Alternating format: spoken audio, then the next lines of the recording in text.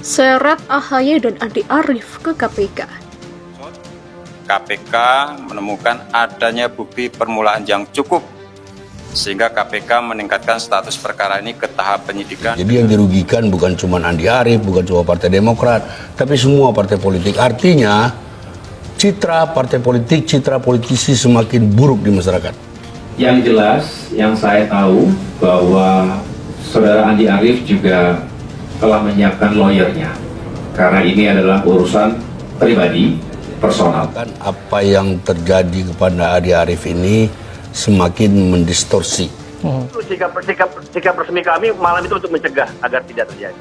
Apapun alasannya, lebih baik Mas Andi mencari solusi aja gitu. Orang disanksi itu kan buat salah, buat salah. Bertentangan dengan partai politik. Dia kan tidak buat salah. Menurut saya jangan mendahului hukum lah.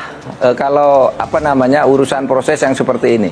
Perjuangan menegakkan keadilan, ya toh, tidak ada batas umur. Kita negakkan keadilan sampai walaupun langit runtuh. Dalam penegakan hukum terkait dengan masalah penyalahgunaan atau peredaran, ya, itu tidak tebang pilih, ya. Kita betul-betul demi untuk menyelamatkan generasi muda bangsa. Tindak aja kalau ada bukti hukum, karena negara ini akan baik kalau hukum ditegakkan sebagaimana mestinya. Gitu aja. Sebagaimana yang pernah saya duga sebelumnya, tertangkap tangannya koruptor anak buah AHY yang saat itu menjabat sebagai Bupati Penajam Pasar Utara atau BPU, yakni Abdul Ghafur Mas'ud atau AGM.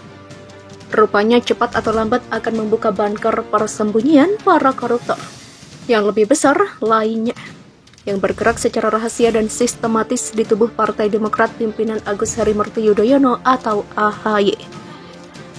KPK nampaknya sudah lama mempelajari kemana dana korupsi AGM yang merupakan salah seorang tangan kanan AHY di Kalimantan Timur itu mengalir, dan yang biasanya sebagian besarnya selalu dipersembahkan untuk para berhala politiknya di Kepengurusan Pusat atau DPP. Maka KPK setelah meringkus 6 orang tersangka korupsi di Penajam Pasar Utara, Kalimantan Timur pada 12 Januari 2022 lalu, KPK beraksi kembali dengan langkah pertamanya, yakni memanggil Jemi Setiawan, Deputi 2 Badan Pembina Organisasi, Kaderisasi dan Keanggotaan atau BPOKK, DPP Partai Demokrat pimpinan AHY. Ali Fikri, PLT juru bicara KPK, dalam keterangan tertulisnya telah menyatakan bahwa Jemi diperiksa sebagai saksi kasus suap pengadaan barang dan jasa serta perizinan di Kabupaten PPU Kalimantan Timur tahun 2021 sampai 2022. Selain itu, KPK sebenarnya juga telah memanggil Ketua Badan Pemenangan Pemilu atau Bapilu DPP Partai Demokrat pimpinan AHY, yakni Andi Arief atau AA, untuk dimintai keterangannya, namun Andi Arief rupanya masih belum mau datang ke KPK, hingga KPK telah menjadwalkan pemanggilan kedua terhadap Andi Arief.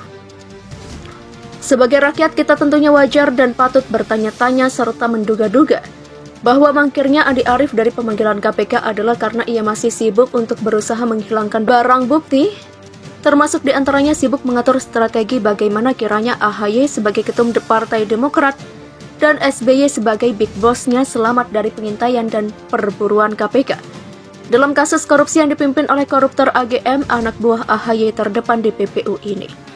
Korupsi yang dilakukan oleh anak buah AHY dan yang selalu terhubung langsung dengan berhala politik dinasti Cikias sudah sering terjadi di mana-mana, di berbagai daerah, terakhir di antaranya yang pernah terjadi dan terbongkar di Jawa Barat dan di DKI Jakarta.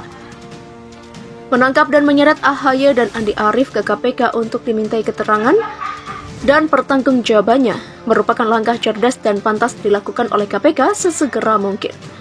Ketika nantinya KPK berhasil menangkap dan menyeret AHY dan AA ke KPK, maka di sanalah mereka berdua akan menyanyi secara duet tentang bagaimana sang berhala politik dinasti Cikias menghimpun dana korupsi dari masa ke masa dan telah memenjarakan satu persatu wayang-wayang politiknya dari pusat hingga yang ada di daerah-daerah. Mari bersama kita tunggu aksi selanjutnya dari KPK untuk memburu dan menangkap para penerima upeti terbesar korupsi dari Bupati Penajam Pasir Utara Abdul Ghafur Mas'ud atau AGM ini, sambil kita ngopi-ngopi di sekitar Candi Hambalang. Kader senior Partai Demokrat Irwan Patawari memilih mengundurkan diri dari Partai Demokrat.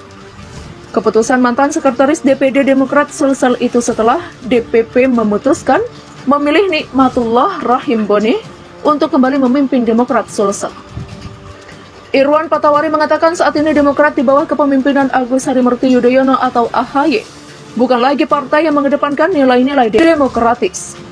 Terbukti saat pemilihan Ketua DPD Demokrat Sulsel Ilham Arif Sirajuddin yang didukung 16 suara, dalam musyawarah daerah Demokrat Sulsel tak dipilih oleh DPP. Justru Nikmatullah yang dipilih meski mengantongi 9 suara. Keputusan DPP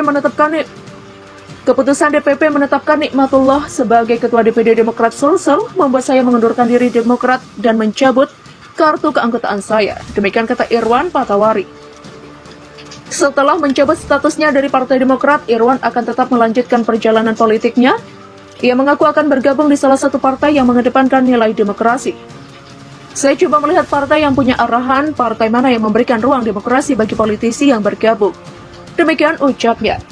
Sementara itu DPP Demokrat memberikan klarifikasi soal pemilihan Ketua DPD Demokrat Sulsel.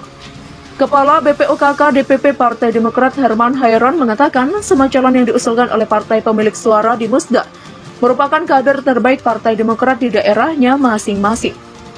Mereka memiliki jejak rekam dan kompetensi yang sudah teruji selama ini. Mereka pun sama-sama memiliki komitmen yang kuat untuk membangun Partai Demokrat ke depannya. Demikian katanya.